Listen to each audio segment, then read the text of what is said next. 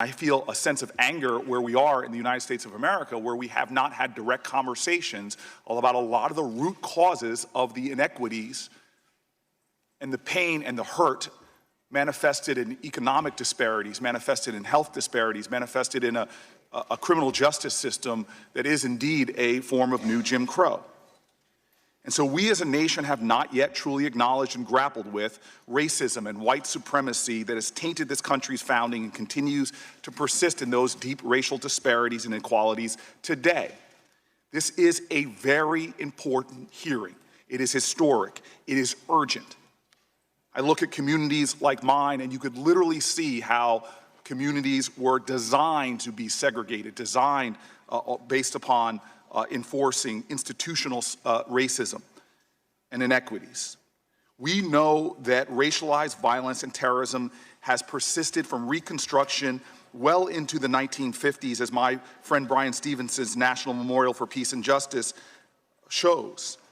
We've seen bombings of churches. We've seen massacres at places as recently as the Emmanuel AME Church just 4 years ago. The stain of slavery was not just inked in bloodshed, but in the overt state-sponsored policies that fueled white supremacy and racism and have disadvantaged African Americans economically for generations.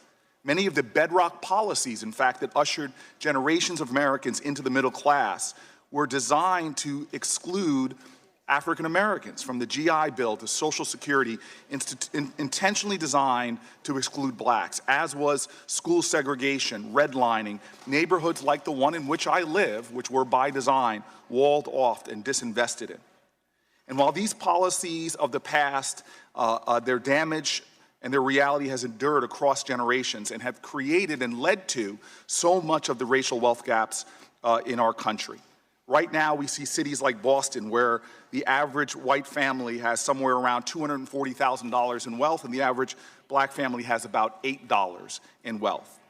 Health outcomes also vary widely by race. National black women are nearly 4 times as likely to die from pregnancy complications as white women, and in so many other areas. Our criminal justice system as well. No difference between blacks and whites for using drugs or selling drugs, but African Americans are about 4 times more likely to be arrested.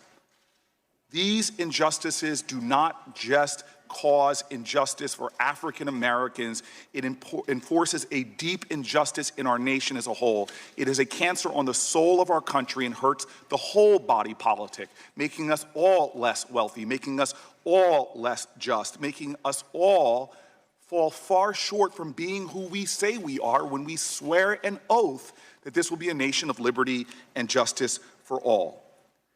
I believe this is an urgent moment, and this bill, which I am now leading on the Senate side, is the beginning of an important process, not just to examine and study this history that has not been addressed, the silence that persists, but also to find practical ideas to address the enduring injustices in our nation. The characterizations of such an effort that I hear from others is wrong and undermines our collective purpose and common ground.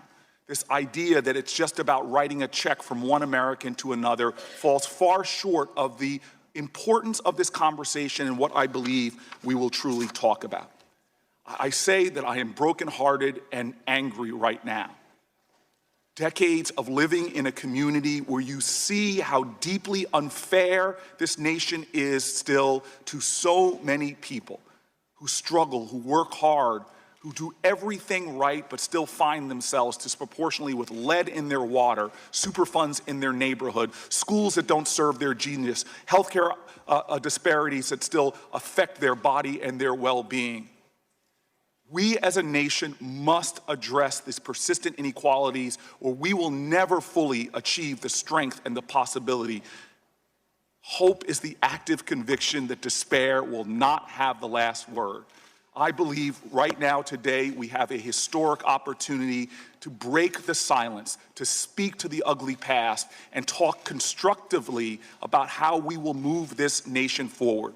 As the old African saying says, if you want to go fast, go alone. If you want to go far, go together. It's about time we find the common ground and the common purpose to deal with the ugly past and make sure that generations ahead do not have to continue to mark disparities, but can truly talk about a nation where, as our ancestors spoke from the good book, where justice rolls down like water and righteousness like a mighty stream. Thank you, Mr. Chairman.